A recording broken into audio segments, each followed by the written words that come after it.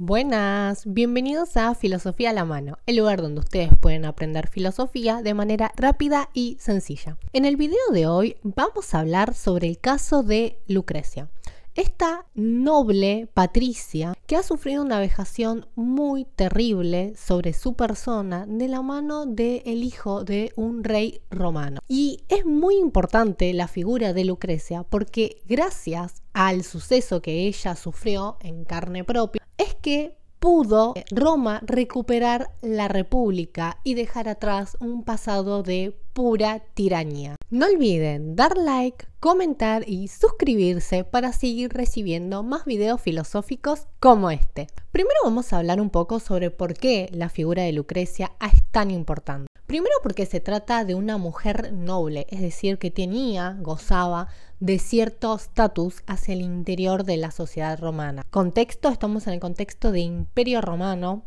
en una monarquía previa a la instauración de la República Romana. Y el hecho de que estemos en una monarquía es muy importante para el video que nos compete. ¿Por qué? Porque gracias al suceso que le aconteció a Lucrecia es que se pudo instaurar la República Romana. Así que el papel que ella tuvo en ese hecho político es muy pero muy importante.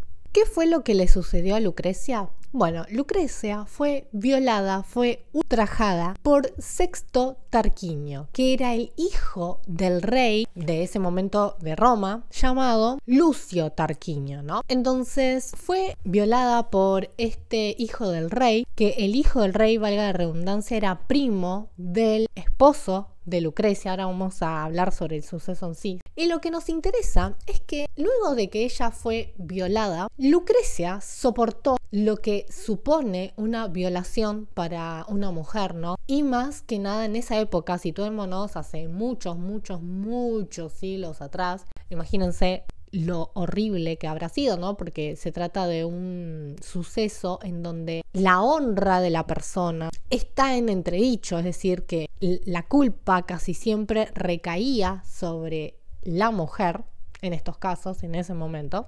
Entonces, luego de contarle a sus familiares el hecho en específico, se suicida, se da muerte con una daga a sí misma.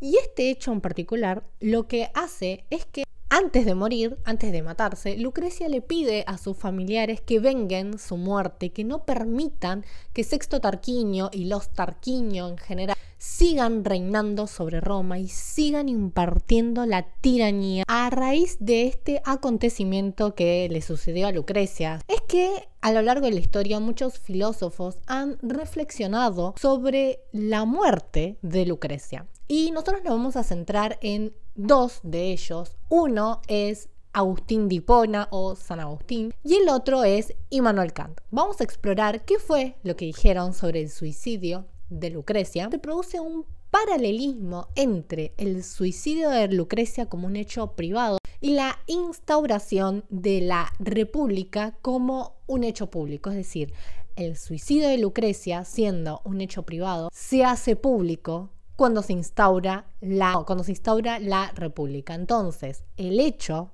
de Lucrecia, la historia de Lucrecia, digamos, contiene un alto contenido político.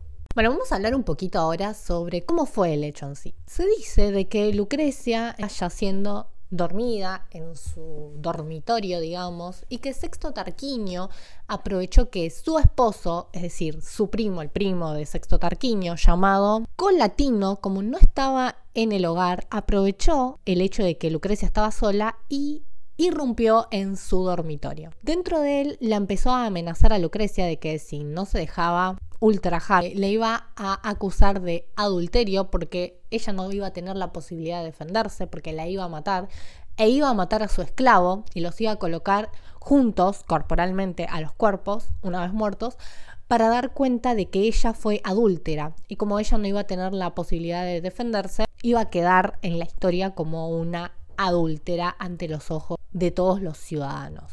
Ante las amenazas que Tarquinio le hizo a Lucrecia, esta terminó dejando de luchar, dejando de gritar, dejando de intentar defenderse y persuadirlo, y finalmente Tarquinio, cometió el hecho en sí. A la mañana siguiente, Lucrecia le cuenta a sus familiares lo que sucedió. Su familia la perdona, porque otra vez volvamos a situarnos en una época en donde la figura de la mujer totalmente denostada, todo de culpa de la mujer. Entonces, pero Lucrecia cuenta, ¿no?, que la pena que sentía ante el hecho que hicieron sobre ella era tan grande que ella no podía seguir con vida. Entonces se suicidó, a pesar de que su familia la había absuelto de todo pecado, a pesar de que su familia la había perdonado y que le dijeron, che, todo bien, ella se suicidó igual. Agustín de Hipona califica el suicidio de Lucrecia como un homicidio, es decir, como un asesinato. ¿Por qué? Porque Agustín, recordemos que es un filósofo medieval cristiano, dice que en la Biblia, el mandamiento de la Biblia es no matar. Y como no se habla nada sobre el suicidio, no hay una excepción a la regla, dice, bueno, si matás, no importa si es a vos mismo o a otro, es homicidio. Entonces, lo que hace es como unir, igualar el asesinato u homicidio con el suicidio. Entonces, en conclusión, Lucrecia se mató a sí misma, por lo tanto, cometió un homicidio contra ella misma, pero lo hizo. Agustín se pregunta, y voy a leer, ¿por qué un hombre que no hace mal alguno y matándose a sí mismo da muerte a un hombre inocente? Es decir, ¿quién se suicida?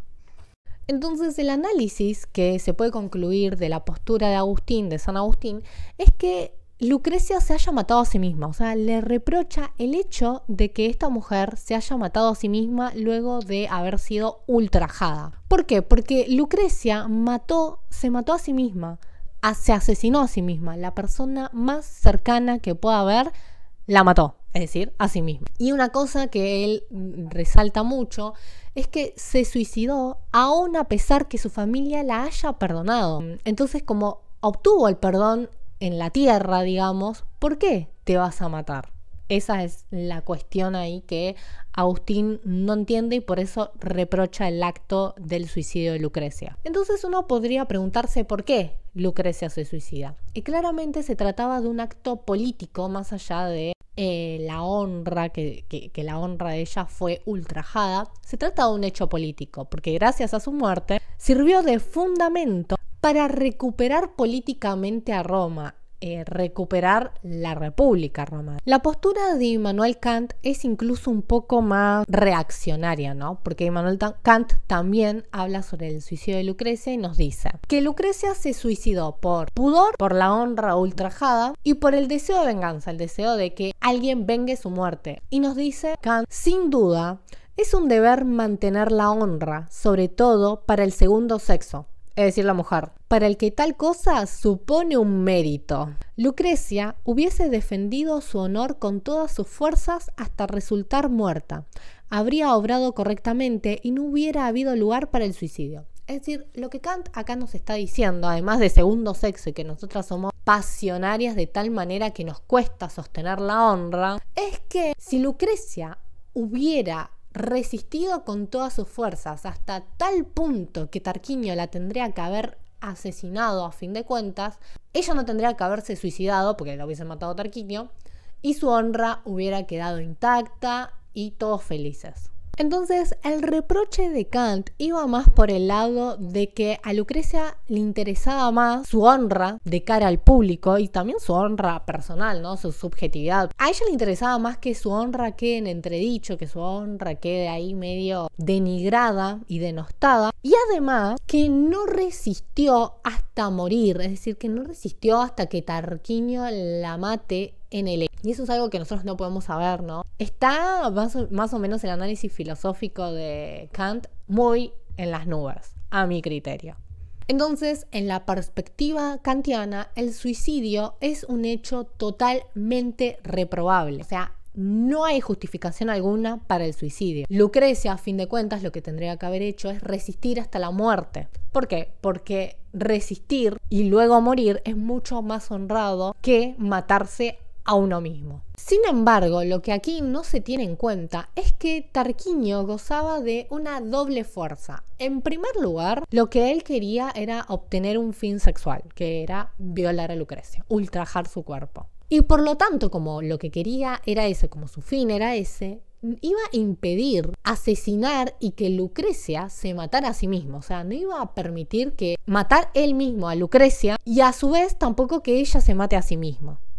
Y otra cosa a observar es que sin el suicidio de Lucrecia no habría habido hecho político. Es decir, si Lucrecia no hubiera sobrevivido toda la noche hasta la mañana siguiente para contar lo que le había pasado, ella no podría haber narrado su violación, digamos. Y en consecuencia, no se hubiera producido de la manera en que se produjo la caída de la monarquía de los Tarquinio, que era una tiranía, y en su lugar la instauración de la república. ¿Por qué les traigo este suceso? Porque es muy interesante para analizarlo, ¿no? En primer lugar, estamos hablando de que el hecho cometido sobre el cuerpo de una mujer, un hecho atroz, tuvo repercusiones políticas en un tiempo en donde el papel de la mujer en el ámbito público no tenía lugar. En segundo lugar, me interesa resaltar el hecho de que ninguno de los dos filósofos que nosotros estuvimos caracterizando brevemente sobre qué dijeron sobre el suicidio de Lucrecia, se centraron primero en la experiencia de la violación, lo que eso puede suponer en una mujer. ¿Por qué? Porque son varones y no lo pueden sentir. Y en segundo lugar, que invisibilizaron y hasta en cierto punto no tocaron el tema porque no lo vieron, me parece a mí. El tema de que gracias a lo que Lucrecia hizo, se pudo recuperar políticamente un imperio. Entonces, ese hecho público, ninguno lo resaltó, y que incluso se reprocha a Lucrecia el hecho que se haya matado, que tendría que haber soportado, que era mejor vivir una vida con ese hecho tras su espalda antes que haberse matado, que le interesaba más el qué dirán que el vivir, y que eso no va en consonancia con los mandatos bíblicos. Pero todo ese análisis que estos filósofos hicieron, muy a grosso modo que acá lo conté, esconde el heroísmo de la figura de Lucrecia. Una mujer sumamente fuerte que soportó una violación, el ultraje a su cuerpo, que estuvo toda una noche con ese hecho sobre su cabeza, digamos, sobre su cuerpo, sobre su alma, que se enfrentó a su familia y les dijo la verdad y se suicidó, y que encima luego se recuperó la república. Me parece una figura muy interesante de heroísmo, de fuerza, de mujer, que estos filósofos no ven y no ponen en palabras, y que incluso le echan la culpa a ella. En ningún momento se habla acá de Tarquinio, lo que hizo, el horror que cometió. No, Agustín sí un poco dice, bueno, sí, está reprobable, es un pecado lo que cometió efectivamente Tarquinio, pero aún peor es que Lucrecia se haya matado. O sea, no importa mucho que el hecho que Tarquinio cometió es un horror. No, importa que Lucrecia se haya matado. Entonces, esos matices no se ponen en palabras en los escritos de estos filósofos, por un lado, y me pareció muy importante traerlo en este video como un modo de cómo los filósofos pueden llegar a hablar sobre cuestiones que le pasan a mujeres sin ningún tipo de sensibilidad, con una distancia absoluta del hecho en sí, juzgando. Puede ser con fundamentos filosóficos, por supuesto que, pero aún así no deja de ser un juzgamiento, un calificativo valorativo sobre un hecho que es muy... Entonces los espero en comentarios.